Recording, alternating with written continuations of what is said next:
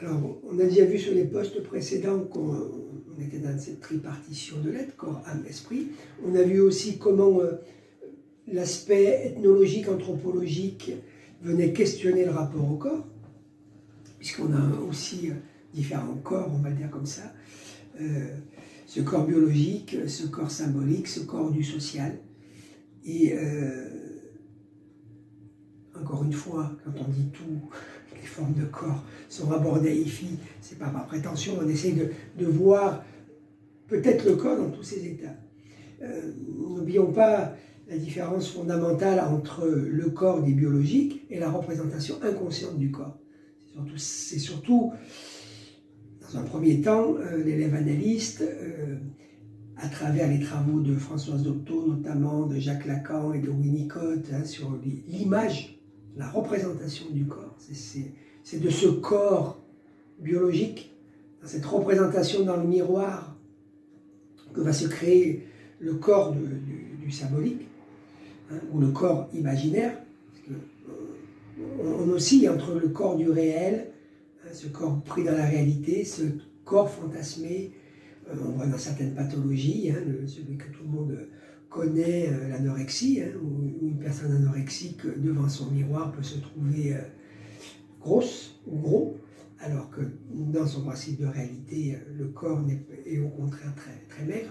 Donc c'est déjà bien comprendre cette différence entre ces représentations inconscientes du corps qui se sont créées à travers toutes les enveloppes psychiques, qui sont olfactives, auditives, tactiles.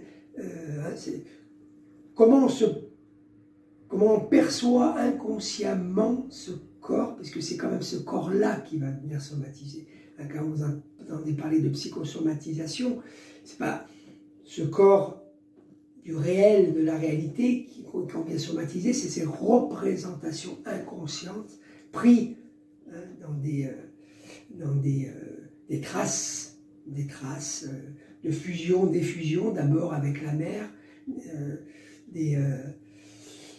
des espaces psychiques manquants. Dans les traditions chamaniques, on appelle ça, on fait des soins de recouvrement d'âme, on pourrait faire le parallèle. On vient essayer de retrouver sa bonne enveloppe psychique.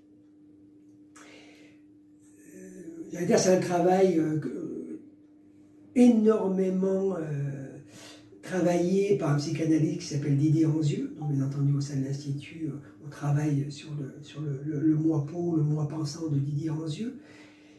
Mais là encore, la spécificité d'IFI, vue son ouverture, va aussi rentrer dans les dimensions des corps dits énergétiques ou des corps dits subtils.